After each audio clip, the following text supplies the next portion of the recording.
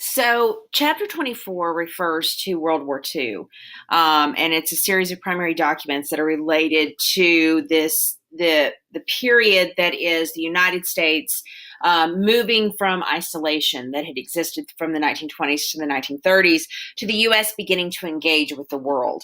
And I think it's important to understand if the theme of this reflection is a rise of a new world order, what is the position of the United States in this new world order?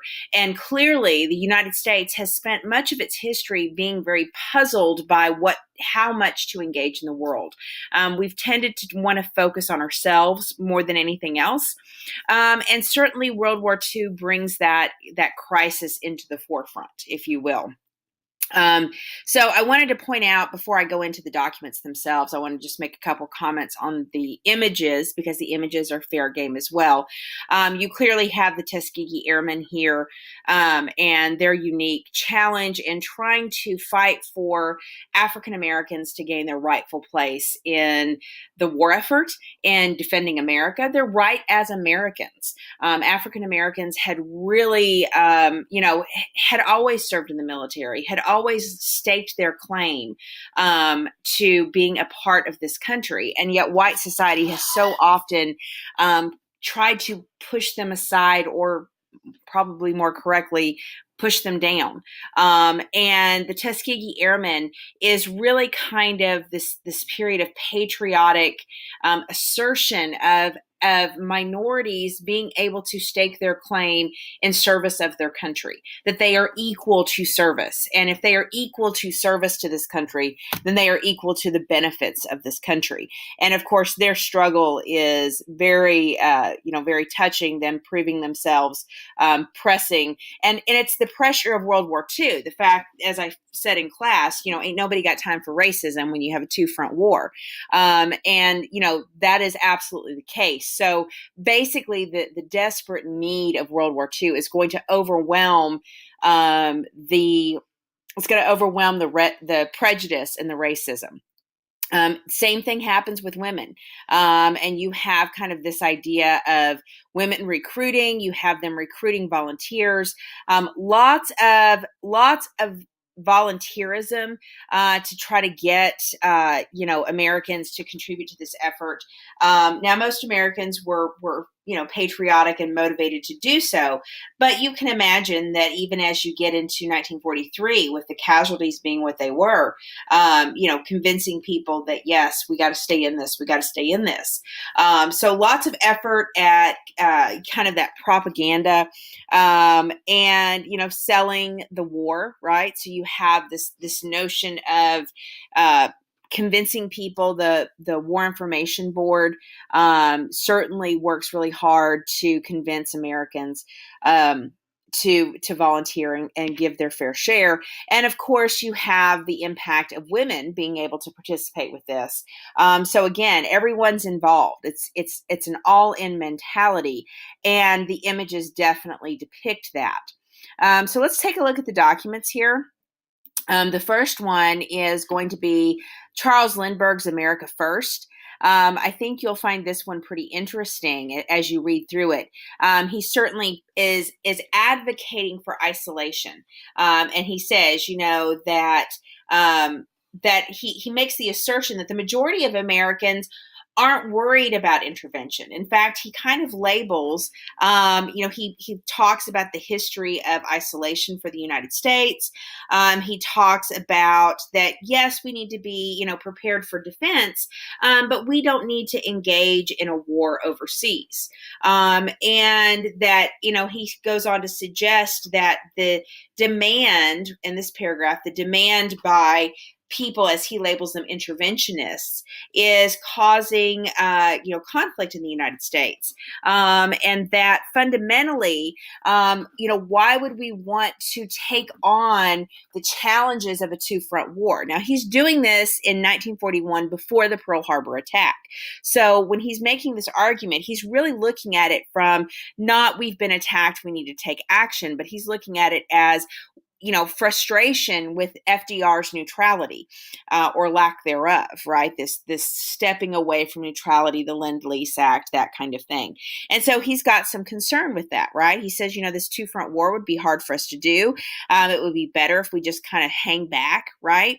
That the only people that want us to intervene are the people that that are causing trouble, that are, have the time. It's almost a subtle kind of elitist kind of slam that says, only people that have the time and the money to worry about advocating for intervention, those are the ones that are making the noise. And he says, like right here, most people, are too busy working. They can't express their feelings. They agree with us that we shouldn't get involved. So I think it's important to recognize that the United States in 1941, prior to Pearl Harbor, it was not assured what was going to happen there. Yes, Franklin Roosevelt was inching us towards involvement.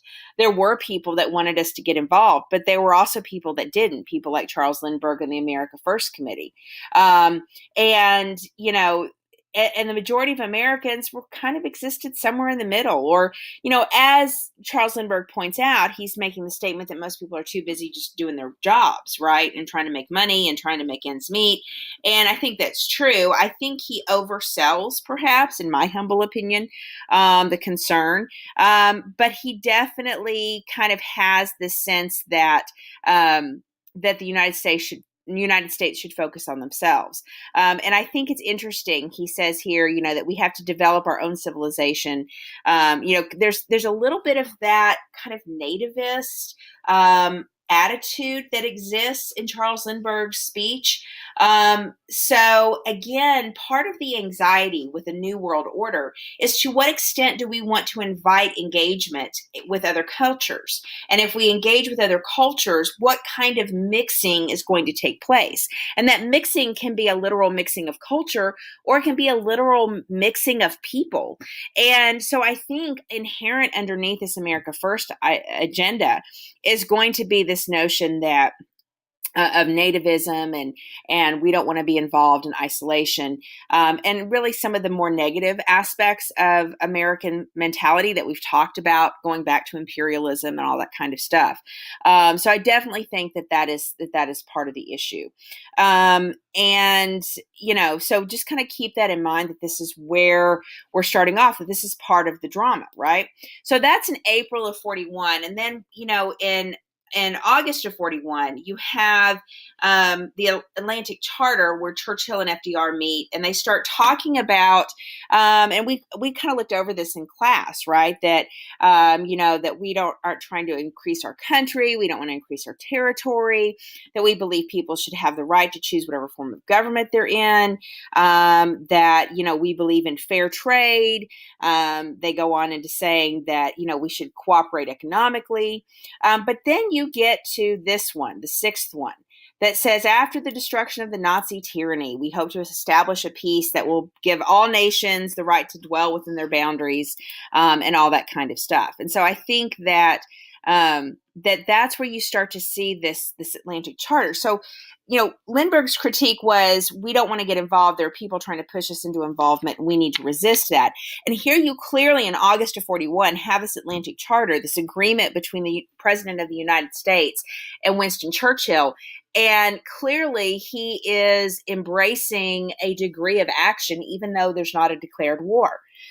And so I just think it's kind of interesting to recognize this baby stepping away from neutrality. So there is a contrast in the way America feels in 1941 prior to Pearl Harbor. Do we go towards a new world order where we have international trade, we have international cooperation, we promote democracy? Or do we go into, we're just going to worry about ourselves. We're going to take care of the United States. We're going to protect our territory. We're going to protect our economy. Do we want global engagement, or do we not want global engagement? And I think it's very, very important to recognize this was the mindset going into 1941. Because we're going to continue to wrestle with this, right?